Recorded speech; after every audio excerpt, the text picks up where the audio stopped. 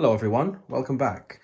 With this video, I wanted to share something with you that, although initially it wasn't meant to be part of my RC hobby, but it very quickly became part of it. And that is the 3D printer that is in front of you at the moment. So a while ago, I got this idea from a friend of mine that has a 3D printer and he designs his own stuff, which is not my case because I'm a lazy bugger. So, that's a sign that the firmware update is done. So I've got the idea from him on why not.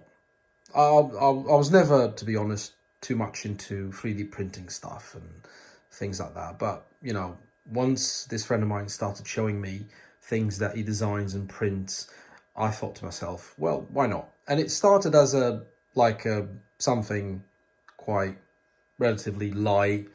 And the idea started developing and I started watching a lot of videos on how to do things and, how many ideas you could explore in terms of 3D printing stuff.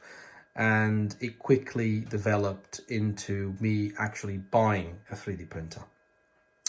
And just to clarify, this video is not sponsored by the brand that, manufactures this 3D printer. It's just my personal experience. And I wanted to show you the one I actually bought. Because again, I'm a lazy bugger.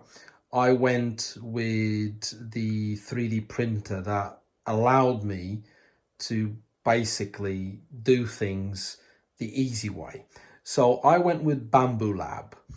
And I shall explain why. So the price was relatively okay for what it is. And although the plate is one of the smallest ones on the market, which is 180mm by 180mm. So this is the Bambu Lab A1 Mini. And the name A1 Mini is to reflect the small plate that it comes with. So with that, it's quite limited to what you can actually print. But one good thing, well, two good things about this particular printer is that the price is very accessible as an entry-level printer. So I've paid about 169 pounds for it, brand new. And the second good thing that these printers do, the Bambu Lab has, is that they have an app which is directly connected to MakerWorld. So MakerWorld is a huge community of 3D printing where, so long as you've got access, you can download someone else's idea and print and use it for yourself. So Bambu Lab has an app, and that app actually works brilliantly. So this 3D printer works on Wi-Fi, so you don't need to do much. You basically go on the app, you look at stuff. In my particular case, I spent hours looking at RC stuff, what I can print for my cars. And you've seen from some of the videos I've done that I've printed a big variety of different things like fuel cans, traction boards and canoes and so on and so forth. Just to give you an idea of things I've already printed and how useful a 3D printer can be within the RC hobby. For example, someone designed a stand for the Traxxas DRX4M High Trail K10, and I've found that to be a nice idea. This is not even RC related, but it's a stand, and some of my RC cars do have soft tires, and in order to prevent them from marking from standing there for too long, these little 3D printed stands, they actually are quite good for for keeping the models upright with the wheels not touching the surface. Other examples are I've printed these very small jerry cans, and one of the good things with, not necessarily on the phone because the app doesn't allow you to do that on the phone, but you can do that on a tablet or your PC. So long as you've got the app, you can actually splice and scale this. So this is the same design I've been using for a few months now to print jerry cans, but I've printed these small ones, but I've also printed the 110 scale jerry cans, pretty much the same design, pretty much the same design.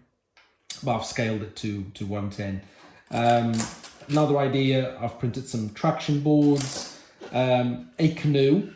This is quite big, so you can see the splice there. So I think this is pretty much the limit of where the A1 Mini can print. So this was printed in 2 halves, all printed in one go, but in 2 halves, and then you kind of have to glue it together.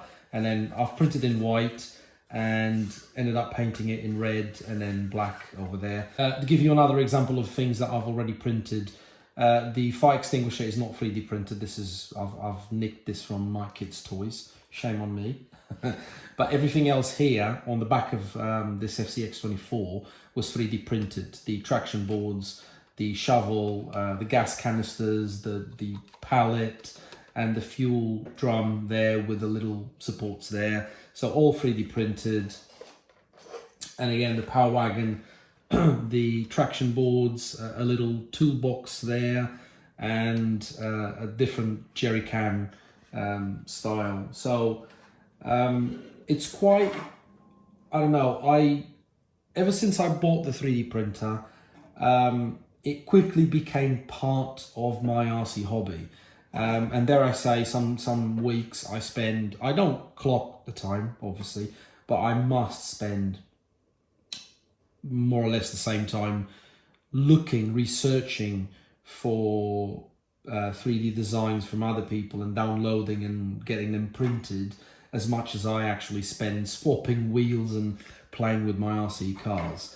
So that's pretty much it. I hope that gave you a nice insight on where these little things come from and how I print them. Hope you've enjoyed the video, and I'll see you all soon. Cheerio!